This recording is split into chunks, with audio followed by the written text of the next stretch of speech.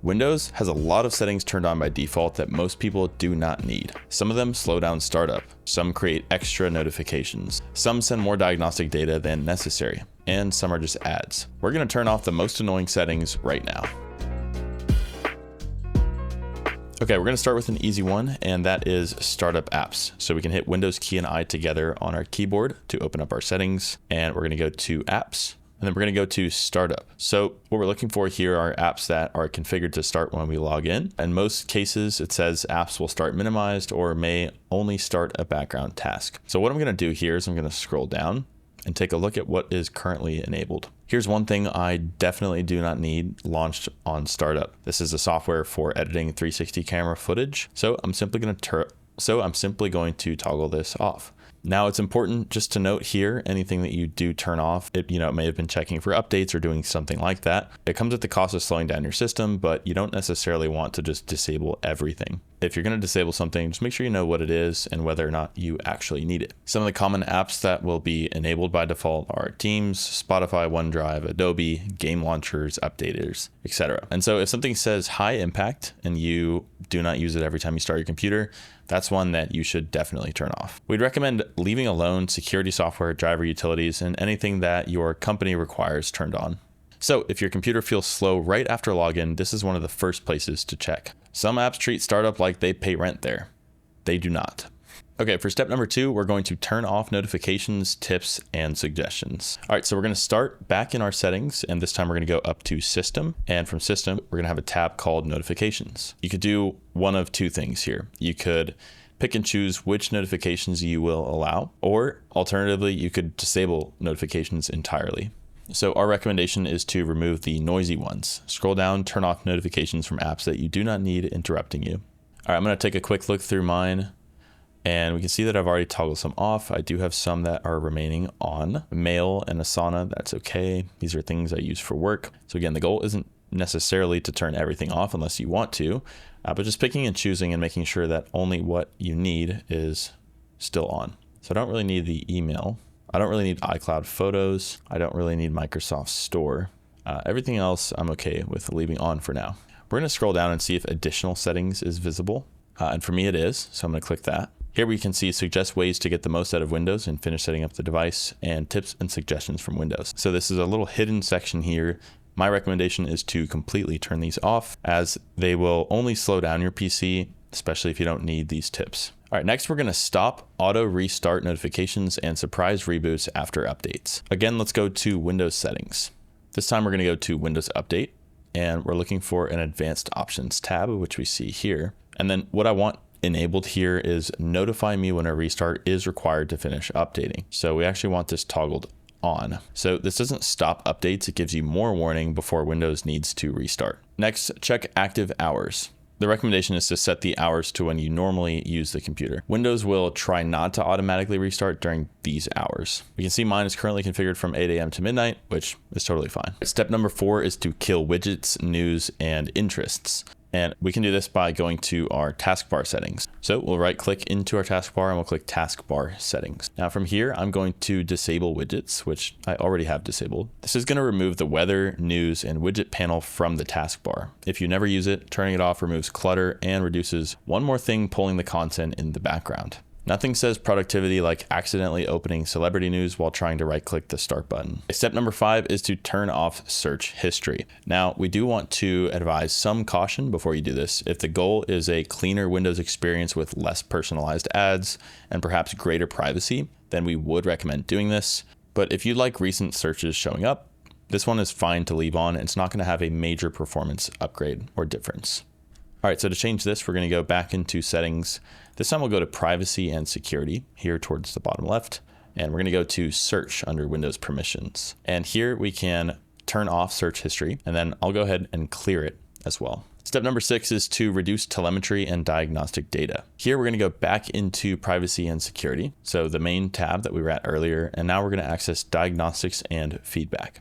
So Windows requires some diagnostic data, especially for updates and reliability, but you can reduce the optional data. For me, I toggled off every option that was available because I want to reduce this as much as possible. Basically, this prevents Microsoft from using diagnostic data to personalize tips, ads and recommendations to you. We also have an option here called delete diagnostic data.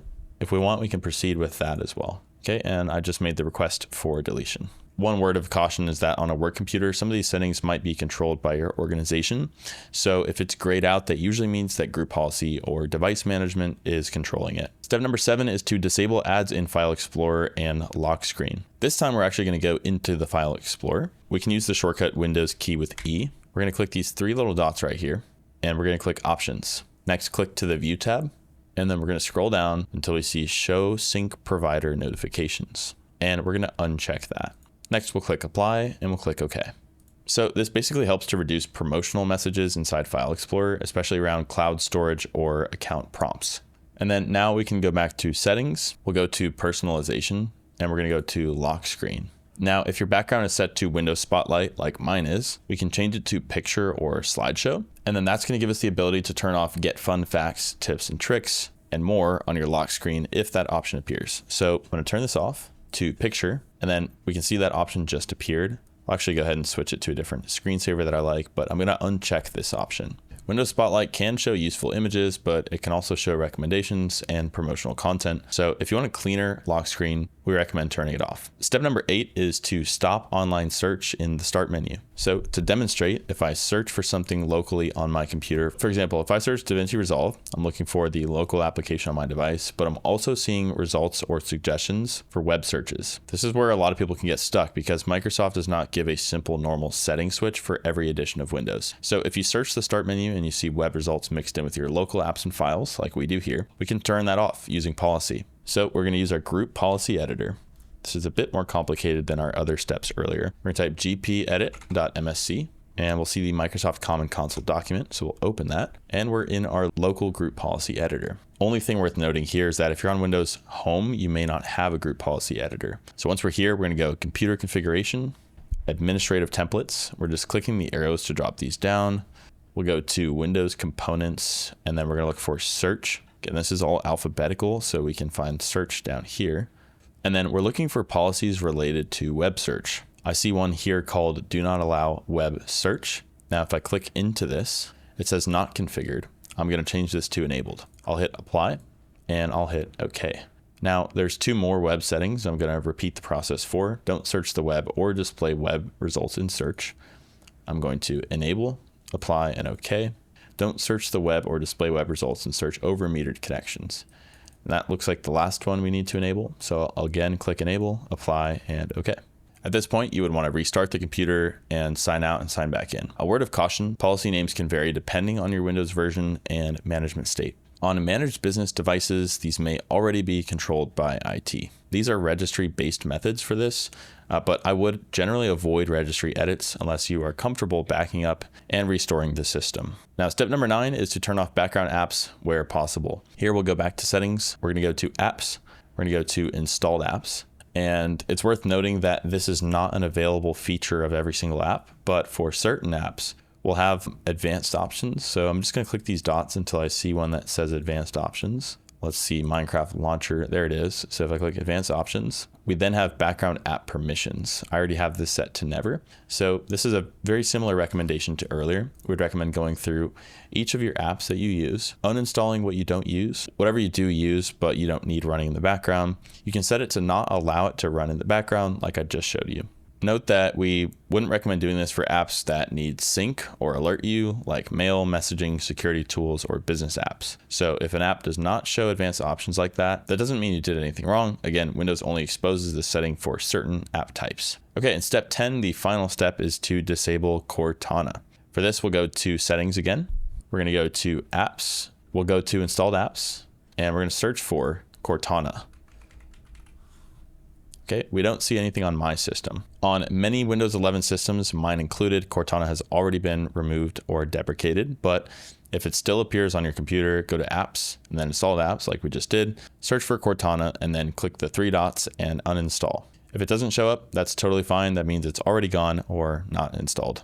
At this point, Windows should be less noisy, less cluttered, and a little lighter at startup. You turned off unnecessary startup apps, reduced notifications and suggestions, removed widgets, reduced diagnostic personalization, cleaned up File Explorer and lock screen ads, limited background apps, and gave yourself more control over update restarts. In a business environment, I would not blindly disable everything on every computer. Some settings are useful for support, security, or compliance, but on a normal personal machine or a lightly managed office computer, these are the kind of settings I check when someone says Windows feels cluttered, distracting, or slow right after login.